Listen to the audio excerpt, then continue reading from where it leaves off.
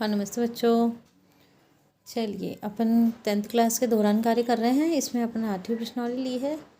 बच्चों की डिमांड आई थी कि मैडम 8वीं प्रश्नावली पढ़ाइए त्रिकोणमिति वाली। तो आज बहुत ही सरल तरीके से और एग्ज़ाम में आने वाले क्वेश्चंस के बारे में बता रही हूँ मैं, और उसको किस तरह से अपन को लिखना है, कैसे टेबल याद करनी है, वो सारा तरीका मैं बताने वाली हूँ। ठीक है बच्चों। इसमें देखिए 12 नंबर के क्वेश्चन आएंगे। बहुत ही इंपॉर्टेंट प्रश्नावली है और 8 क्वेश्चन बनेंगे इसमें से, तो बहुत बहुत बहुत इम्पोर्टेंट है। और बोर्ड एग्ज़ाम में 12 नंबर की अगर कोई प्रश्नावली अगर नंबर दे रही है, इसका मतलब हुआ कि अपन को इसको बहुत अच्छे से तैयार करना है। ठीक है ना बच्चों। चलिए सबसे पहले 8वीं प्रश्नावली में त्रिकोणमितीय जो सारणी है, फलन 6 होते हैं। दोहरान कार्य चल रहा है इसलिए मैं डेप्थ में नहीं जा रही हूँ। ठीक है ना। 6 फलन पढ़ लिए होंगे तुमने। कौन कौन से थे? Sine theta, cos theta, tan theta, cot theta, sec theta और कोसेक थीटा। अब बच्चे वो सोचते हैं कि भाई गणित के अंदर अंग्रेजी आ गई, पहले अंग्रेजी परेशान करती, गणित में और आ गई। तो ऐसा कुछ भी नहीं है, बहुत सरल प्रश्नावली है। अब आप मेरे से पढ़ लोगे तो तुम्हें बहुत बहुत बहुत सरल लगेगी। ठीक है ना। बस केवल ये है कि ये मैं बता रही जा रही हूँ, वैसे वैसे क्वेश्चन आप तैयार कर लीजिए। ये सारणी अपन को रटनी नहीं है, बनानी है। केवल एक लाइन बनाएंगे अपन, साइन के मान 5 मान है, 5 बनाएंगे, पूरी की पूरी टेबल अपन को इसी से ही आ जाएगी। ठीक है ना। तो सीखते हैं अपन। सबसे पहले अब ये देख ली, सबसे पहले अपन 0 रुपये से लेके, ठीक है, और 1 रुपये के मध्य में 25 पैसे, 50 पैसे, 75 पैसे होते हैं ना, उनको मैं भिन्नों के रूप में लिख रही हूँ। ये 0 रुपया, 1 रुपया है। 25 पैसे को भिन्न में क्या लिखेंगे? 1/2।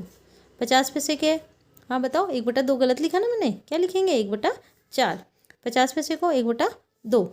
और बताइए 75 पैसे को 3/4। ठीक है ना। तो अब देखिए कि 0 से 1 रुपये के मध्य में 25 पैसे, 50 पैसे, 75 पैसे और 1 रुपया। ठीक है। चलिए अब अपन इस सब पे वर्गमूल लगा दीजिए।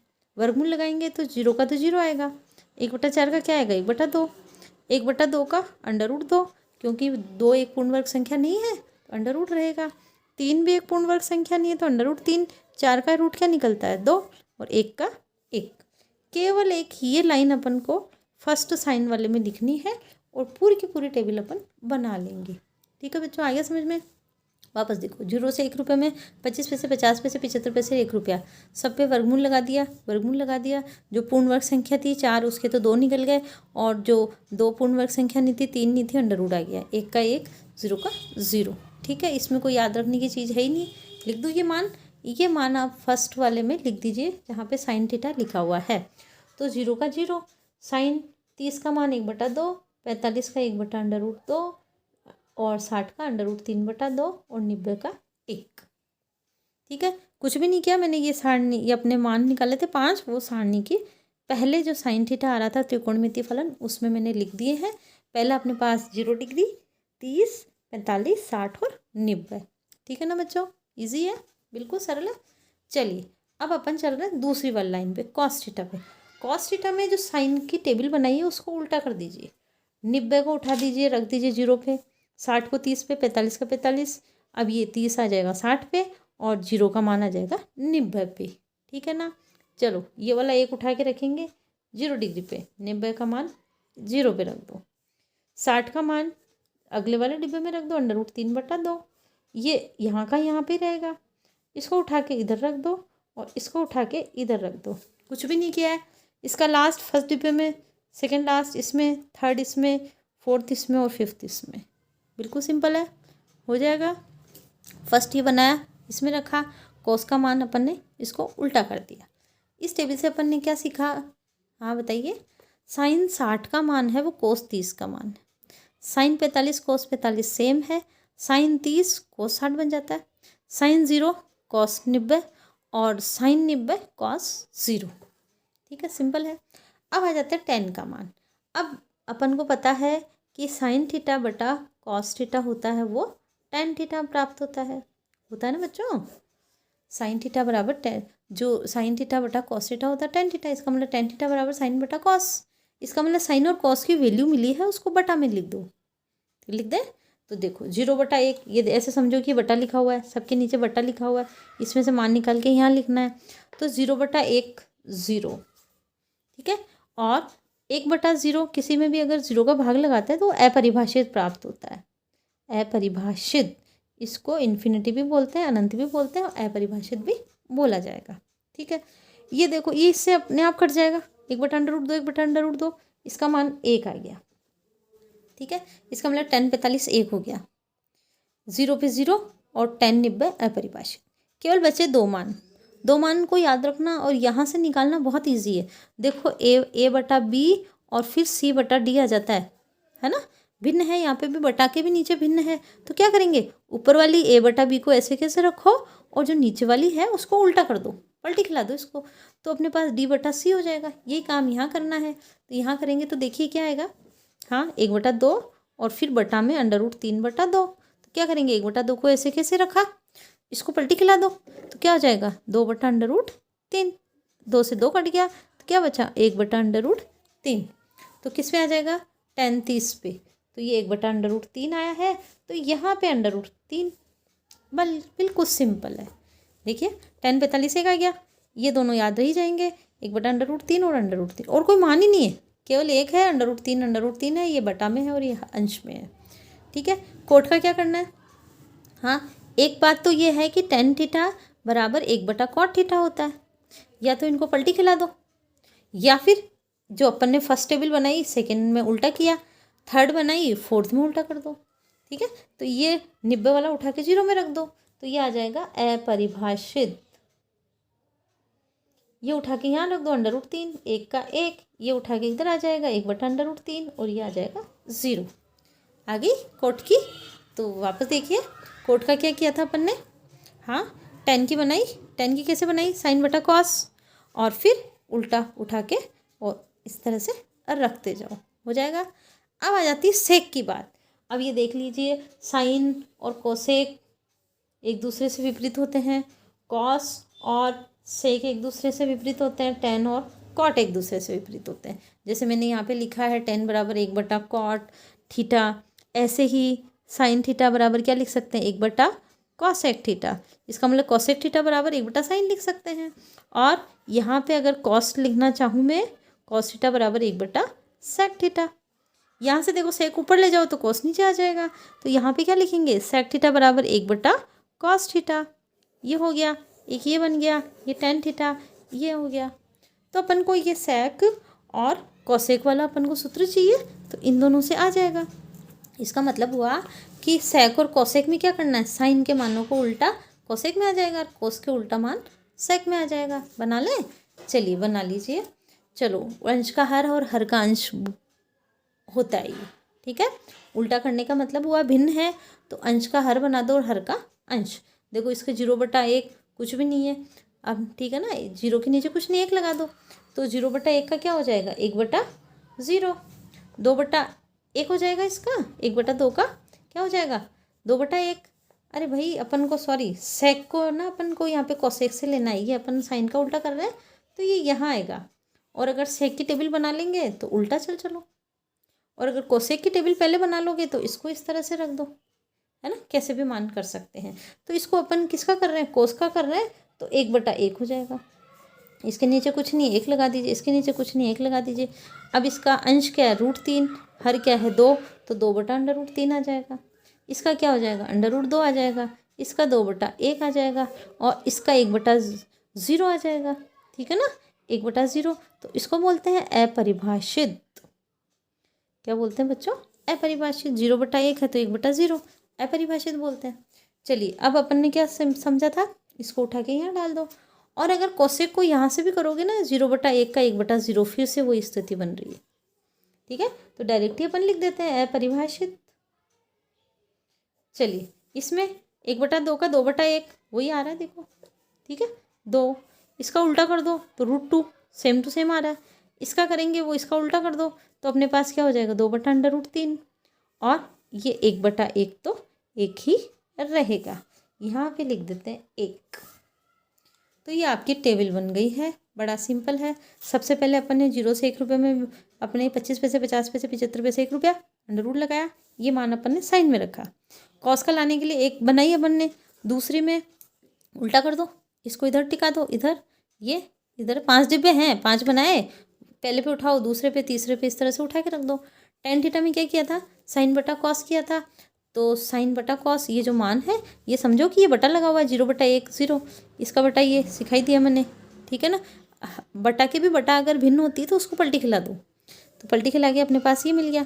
तो 10 का तो बिल्कुल सिंपल है, केवल 3 ही मान मिल रहे हैं, 3 में भी से भी 1 मिल रहा है, 45, 2 तो √3 ही मिल रहे हैं, एक बार नीचे एक बार अंश में, ठीक है। अब कॉट में क्या हो जाएगा, इधर ले लो, ये आ जाएगा इधर, यहाँ आ जाएगा √1/3, 1/√3 हो जाएगा, ये 0 हो गया। अब सेक के लिए क्या किया, कोस का उल्टा कर दो, ठीक है ना। तो 1/1 तो 1 हो गया, ये 2/√3, √2, 2/1 अपरिभाषित, क्योंकि 0/1 करेंगे तो 1/0 मिलेगा अपरिभाषित, इसको इधर टिका दो, ये यहाँ आ जाएगा, यहाँ आ जाएगा, इधर आ जाएगा, ये वाला यहाँ आ जाएगा, ठीक है। टेबल आ गई, समझ में आ गया। अब इनको अप्लाई कैसे करना है वो देखिए। अब अपन 8.2 ले रहे हैं, बड़ी इंपॉर्टेंट प्रश्नावली है। चलिए देखिए, इसके पहले अपने पास यहाँ पे टेबल भी बनी हुई है, तो टेबल को भी आप एक बार देख लीजिएगा, ठीक है ना, देख लोगे ना। चलिए अपन आगे बढ़ते हैं 8.2 में। चलिए 8.2 का पहला सवाल लिख रही हूँ मैं, और अपन को सारणी से कैसे मान लेना है वो देखिए आप। चलिए क्वेश्चन लिख रही हूँ मैं 8.2, एक्सरसाइज है 8.2 और question number 1। sin 60 cos 30 plus sin 30 और cos 60। अब ये बात ध्यान रखिए, अगर आप लोग को समझ में नहीं आ रहा है, टेबल समझ में आ गई, सूत्र में मान रखना तो आना ही है, उसके बाद में अगर गणना में प्रॉब्लम आ रही है तो आप मान रख के तो रख ही दीजिए केवल, ठीक है। उसके मार्क्स अलग होते हैं। टेबल से अपने पास जो भी त्रिकोणमितीय फलन के पूछा है उसके अपने सारणी अपन को याद हो ही गई है, वहाँ से मान उठा के रख दीजिए, और अगर गणना हल्की फुल्की आ रही तो करें, नहीं तो छोड़ दीजिए, ठीक है ना। तो कम से कम जितना किया है उसके मार्क्स तो आएंगे ना। अब देख लीजिए, अब अपने पास क्या है, sin 60, तो यहाँ पे लिखो sin 60 की वैल्यू क्या आई अपनी टेबल से, sin 60 की √3/2 ये मिल रही ना, sin और 60 पे आते रुक जाओ, तो √3/2 लिख दूँ। चलिए तो ये आ गया √3/2। cos 30 दिख रहा है अब अपन को, यहाँ पे cos 30 रख दीजिए, cos 30 ये रहा, वो भी √3/2 ये, क्योंकि sin 60 और cos 30 की वैल्यू सेम रहती है। अब आया sin 30 है तो अपने पास क्या रहेगा, 1/2, तो यहाँ पे 1/2 लिख देते हैं, और cos 60 sin 30 की वैल्यू सेम रहती है तो 1/2 सारे आ गए। तो सारणी से अपन ने मान ले लिए हैं, यहाँ पे इन मानों को यहाँ पे लिख दीजिए कि भाई समीकरण 1 में रखने पर, तो समीकरण 1 में मान रखने पर, ठीक है, तो रख दे sin 60, ये दोनों गुणा में है, ये प्लस में है, ये दोनों गुणा में है, तो sin 60 और cos 30 गुणा में है, तो ये √3/2 गुणा √3/2, ये प्लस का निशान है, फिर sin 30 1/2 और गुणा 1/2, ठीक है ना। चलिए अब गुणा कर ले अपन, √3 को √3 से गुणा करते हैं, इसका मतलब √3 की घात 2 और ये 2 दूनी 4, इसका मतलब ऊपर का ऊपर गुणा नीचे का नीचे गुणा कर सकते हैं, प्लस ये 1 एकम 1 हो गया और 2 दूनी 4। चलिए आगे हल करते हैं अपन को। √3 का अगर वर्ग आ जाता है तो 3 ही आएगा, क्यों आता है भाई, हाँ बताइए क्यों आता है। देखिए इधर यहाँ पे कर देती हूँ मैं, √3 की घात 2 का मतलब हुआ √3 इंटू √3, 2 बार गुणा करना है। अब इसका मतलब क्या हुआ, √9 का मतलब क्या निकलता है 3, और अगर और इजी वे में समझो तो अंडर का मतलब होता है घात 1/2 और वर्ग का मतलब होता है 2 घात, ये दोनों कट जाती है तो अंदर वाली संख्या वो उत्तर आ जाती है। इसका मतलब हुआ कि जब भी कोई संख्या अंडर में हो और उसके ऊपर घात 2 लगा देते हैं तो ये दोनों एक दूसरे से कैंसिल होके संख्या आ जाती है बाहर, सिंपल सी बात। और यहाँ पे 4 तो है ही है, 1/4, ठीक है ना। अब अगर मैं एग्जाम्पल के रूप में कहूँ कि √11 का होल स्क्वायर है तो उत्तर क्या आएगा, हाँ बोलिए क्या आएगा, 11, वेरी गुड। और अंडर अगर 5 बोलूँ तो इस क्या आएगा, 5 आएगा। अगर 25 का वर्गमूल है और इसका स्क्वायर दे दिया तो क्या आएगा, 25 ही आएगा, ठीक है ना। ये मत कर दो 5 कर दो, ठीक है ना। इसका मतलब हुआ वर्गमूल और वर्ग एक दूसरे से अपोजिट होते हैं, ये एक दूसरे से कट के और अंदर की जो संख्या होती है वो उत्तर आ जाएगी। तो अपने यहाँ पे 3 है तो 3 आ जाएगा। अब देखो ये 75 पैसे हैं, ये 25 पैसे मिलके क्या बन गया, 1 रुपया, आ गया अपने पास। तो इस क्वेश्चन नंबर 1 का उत्तर 1 आ गया है। तो इस प्रकार से आप यह कर सकते हो।